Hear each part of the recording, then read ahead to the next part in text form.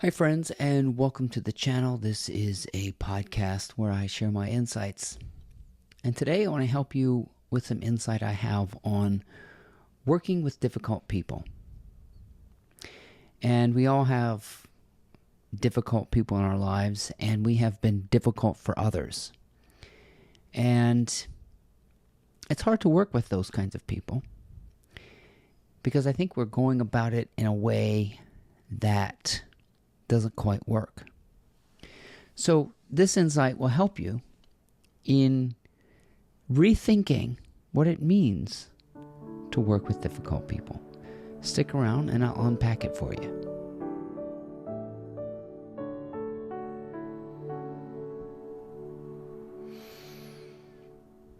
We've all had people in our lives that we find problematic.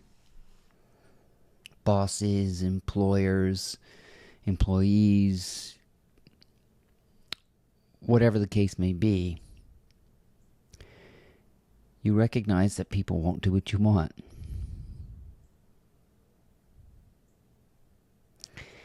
And this makes life difficult for us because people won't behave. We can't seem to manipulate the world, no matter how hard we try. But I think that's because we are under the impression that we have control over anybody, including ourselves. So it may seem as though I'm giving you advice on how to control yourself, but you have no authority over anyone, not even this so-called self that you are. But you can get into this more creatively, more compassionately, and do something different than what you've been doing before. If you're like me, what you did in the past or what you are doing is manipulation. I call it gotcha kind of control. We try to use fear. We try to use anger. We try to incentivize the behavior with others with money. Money is a real good way to manipulate people, particularly people who think money is valuable. So people in a certain state of consciousness will bend to your imposing will if you feel like you have something above them. But they'll resent you for it. They will turn you into an enemy immediately. If you turn someone into a project or a case to work with or a difficulty, if you slap that label on somebody, there will be a counter label or a countersuit against you in the form of resentment.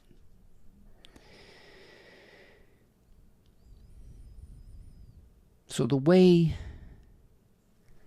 that I work with difficult people, that's not to say that, people are difficult. They, you're going along and they interrupt you. They're pests in the same way that a mosquito might be a pest, or a rash is a pest, or an ache or in pain is a pest. It's kind of like any challenge. It comes up, and people that you're working with or have to be in some kind of communion with don't do what you expect of them. I guess I could say don't have expectations, but that doesn't work either. What I do to work with someone is in my mind. I change me. I'm changing my concept of a person. I guess it's best not to have any concept of a person, but it's difficult because when you think of someone, affixed to them is an energy, feelings, emotions, their past, their their mannerisms, you know what I mean? So when you conjure up a person, you are creating an image of them. And the way to work with them is to mold them into happy, peaceful, well-adjusted, healthy, wealthy, wise, cooperative. And that's how you work with them, because that reflection of them also then becomes part of you. Like you want to be healthy, wealthy, wise, peaceful, cooperative, so everybody else can be worked with like that. To including yourself, you want to create an image of yourself as somebody who's easygoing. If you got a lot of difficult people in your life, what you want is not necessarily that they do what you want or they meet your expectations, but that they're happy and successful, healthy, joyful. I call that reimagining. Rather than working with people in like trying to force them to behave in a certain way, reimagine them. Not in the way you want them to be, but reimagine them as getting what they want, being successful, being happy, being healthy, being wealthy, being wise, being well-adjusted, being easygoing, all the things that you want. I read in a book somewhere, or a blog or something, where a true winner is somebody who brings everybody else with them to the winner's circle. So whatever it is that you want in your life, and I hope that you want peace, pliability, adjustability, easygoingness, a laissez-faire attitude, a carefree attitude, no worry, no uptightness, then everybody else in your circle gets to be this way, regardless of how they act or what they say. You have to overlook their actions if they attack you or argue with you. This is a commitment to not engaging in eye for eye, tit for tat. This is seeing everybody in their heavenly form. Is this a Pollyanna way of working with people? Yes, but I think it's the only way.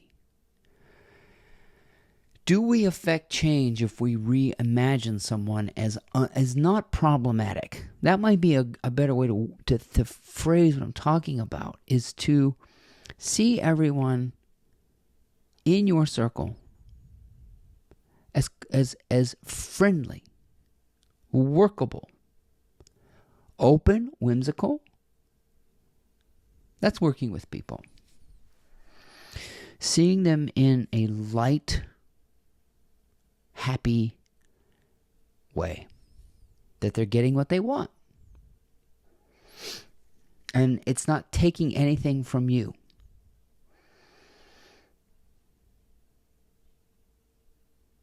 So we're being creative with people. Now, why don't you take a person that you find difficult and experiment with this? Let's say there's a person in your life who is difficult to get along with. Imagine them being agreeable. And then you think, I can't imagine such and such being agreeable. See? We get into this, like, we can't imagine someone being happy, committed, devoted, easygoing, slow to anger. And as you reimagine others, you will reimagine yourself. You're going to create a new image of yourself. That's how we pray for people. That's essentially how I pray. And I realize I'm recreating and reimagining a healthy, happy, vibrant version of all the people in my life. That's basically how I want to work with people. I know some people in my life that struggle with their health, and they're just kind of always bitter and in pain and complaining. And so I see certain people who have these health conditions. I see them vibrant, lean, happy, healthy. I see them putting on athletic wear and moving their bodies. Some of these people are obese that are in my life. And I don't know if they really want to be obese. But I don't want to think to myself, I can't imagine this person not being overweight. So when you think of someone, you are conceptualizing of them. And that's all right. That's what we do. Why not conceptualize them as in all sorts of positive ways? Why not turn your enemies and your difficulties into creative ways of changing yourself first? You're changing yourself by changing the way you imagine them. Anybody you label as difficult. I'm trying to get you into the way that labels can affect. You might be surprised at your recreation of a person, which is a concept, but your recreation of that can make a whole difference in you. So that when you bring up the person, it doesn't have these negative feelings, you see. Bring up somebody negative and see if it doesn't affect you, but you're creating the label. You're putting that on them. And then that feeling is manifested in you. So to work with people, I want you to work on your concepts of them. And I know people are not concepts, but when you remember somebody, see them in a tender light. This already happens with people who die. Like, if you've ever experienced the death of somebody, the longer they are gone, the more pleasant the memories of them become. You don't remember their difficulties as much. You remember the difficulties kind of dim down, and you kind of have a nostalgia for them. Basically, a tenderness. Unless they were abusive and stuff, and I understand that it's not even always like that. But you can even do that with people who have died, is to reimagine them as... If somebody was abusive to you, you can reimagine what would they have been like had they not been this way. And it sort of gets into the creative process, which is all in the concept. But in Genesis, it says we are made in the image of God. And the image of God is a guy in the sky who sometimes helps us and sometimes doesn't. When you get rid of the image, there's nothing left. Everything becomes this oneness. But we still recall people. We still see them. We seem like we pick up on their energy, and we think, oh, you got negative energy. That's all coming from us. So when you're working with people away from them, see them in their best, laughing, embracing you, loving you. If you have a parent that you feel doesn't love you, work with them. See them embracing you, holding you, giving you a kiss and saying, I'm so proud of you. You might be surprised at how that changes your attitude about them. Because then a person is not a problem or a difficulty. A person is a concept. And that's how we work with our concepts. If we can see somebody in a better light, chances are they will turn into something better than themselves. And you can do that to yourself. You are a concept. This idea of me, you're just a concept. Your stories, your history, your feelings. What do you think about yourself, Turn yourself into a concept. But if you're going to do that, see yourself happy, healthy, wise, wealthy, well-adjusted, slow to anger. Pick a list of traits and give them to yourself. That's how you work with people. That's how you work with yourself. And everybody gets to be happy, healthy, wise, free, and loving. I say, why not? So if there's a person in your life you think, I can't imagine them being happy. I can't imagine them being nice to me.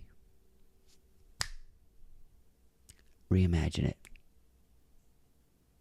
Work with them. I can't imagine myself being successful. Work with yourself. That's what it means. Reimagine it. Get in there. Think about why it's difficult to imagine something. Maybe because we're kind of stuck in an image that won't change. Turn them into friends. At least turn them into no concept at all. Maybe don't even think of them at all, but if you're going to think of them, put them in their heavenly form. The best of the best. Anything you'd like. I think it's positive. If somebody's in the hospital struggling, I want you to see them, reimagine them, walking out, whistling, skipping out of the hospital, just happy as can be. If that's hard to imagine, work with it. My name is Ryan Hebert. Please check out my blog, mymorningmotivator.com.